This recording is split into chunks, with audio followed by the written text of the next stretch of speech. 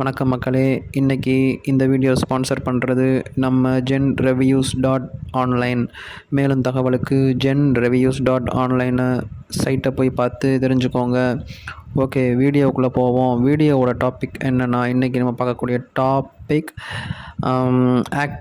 Tamil actor mister Suriya அவங்கள பற்றி தான் பார்க்க போகிறோம். வாங்க போவோம் வீடியோக்குள்ளே.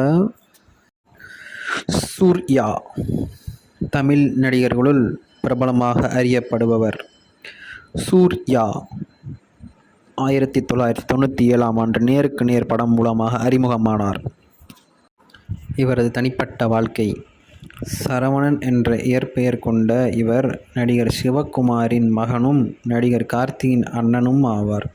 இவர் லயோலா கல்லூரியில் இளங்கலை முடித்தவர். 2006 நடிகை ஜோதிகாவை விரும்பி பெற்றோர் அனுமதியுடன் திருமணம் செய்து கொண்டார். இவர்களுக்கு தேவ், தியா என்ற 2 குழந்தைகள் உள்ளன.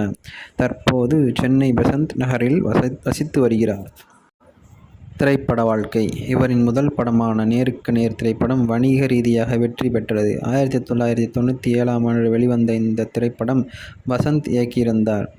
ஆனால் இதன் பிறகு வெளியான திரைப்படங்கள் விமர்சன ரீதியாக வணிக ரீதியாகவும் வெற்றி பெறவில்லை. குறிப்பாக காதலே நிம்மதி, சந்திப்போமா, பெரியண்ணா, பூவெல்லாம் கேட்டுப்பார் இத்திரைப்படங்கள் இவருடன் இணைந்து நடித்த ஜோதிகாவை இவர் மணந்து கொண்டார். 2001 பாலாவின் இயக்கத்தில் பிதாமகன் திரைப்படத்தில் நடித்தார். இதில் இவர் திருந்தி வாழும் முன்னாள் குற்றவாளியாக நடித்திருப்பார். இந்த படம் இவருக்கு விமர்சகர்கள் மத்தியில் நல்ல வரவேற்பை பெற்று தந்தது. மேலும் இவர் திரைப்பட வாழ்க்கையில் ஒரு திருப்பு முனையாக அமைந்தது. 2003 கௌதம் மேனன் இயக்கத்தில் காக்க காக்க திரைப்படம் நடித்துள்ளார். இதில் ஒரு காவல்துறை அதிகாரியாக நடித்திருப்பார். இந்த 2 திரைப்படங்களும் விமர்சன வியாபார ரீதியாக நல்ல வரவேற்பை பெற்றுள்ளது. இதன் மூலம் தமிழக திரைப்படத்துறை முன்னணி நாயகர்களுள் ஒருவரானார். பின்னர் பேரழகன் திரைப்படத்தின் கல்லூரி மாணவராகவும் கூன் விழுந்த நபராகவும் 2 வேடங்களில் நடித்திருப்பார். இதில் இவரது நடிப்பின் அனைவராலும் பாராட்டப்பட்டது. மேலும் இந்த திரைப்படத்திற்கான சிறந்த நடிகரான ஃபிலிம்ஃபேர் விருதும் பெற்றார். 2004 மணிரத்னம் இயக்கத்தில் ஆயுத எழுத்து திரைப்படம் நடித்தார். இதில் இவர் மாணவ தலைவர் வேடத்தில் நடித்திருந்தார். 2005 மாயாவி, கஜினி 6 ஆகிய 3 திரைப்படங்களில் நடித்தார்.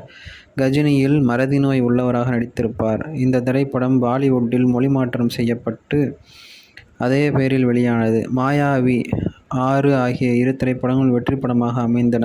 2006 சில்லுன்னு ஒரு காதல், 2007 வேல் போன்றவற்றில் நடித்தார். இதில் வேல் வணிக ரீதியாக மிக பெரும் வெற்றி படமாக அமைந்தது. 2008 மீண்டும் கௌதம் மேனன் இயக்கத்தில் வாரணம் ஆயிரம் திரைப்படம் நடித்தார். இதில் தந்தை, மகன் ஆகிய 2 வேடங்களில் நடித்திருப்பார். இந்த திரைப்படம் சிறந்த நடிகருக்கான ஃபிலிம்ஃபேர் விருதை பெற்று தந்தது. 2009 அயன், ஆதவன் ஆகிய திரைப்படங்களில் நடித்தார். 2010 சிங்கம் திரைப்படத்தில் நடித்தார். இதில் அனுஷ்கா செட்டியுடன் நடித்திருப்பார். இந்த படத்தின் வெற்றியினை தொடர்ந்து சிங்கம் 2, சிங்கம் 3 ஆகியவை வெளியாயின. ராம்கோபால் வர்மா இயக்கத்தில் இந்தி மற்றும் தெலுங்கு மொழிகளில் உருவான இரத்த சரித்திரம் திரைப்படத்தில் நடித்தார்.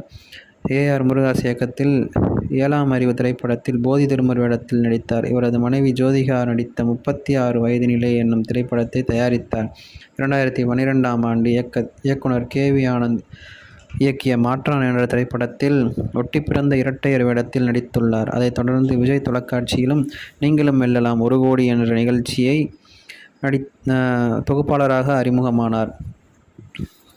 2014 இயக்குனர் லிங்குசாமி இயக்கத்தில் அஞ்சான் என்ற திரைப்படம் 15 ஆகஸ்ட் 2014 அன்று வெளியாகி கலப்பு விமர்சனம் பெற்றது.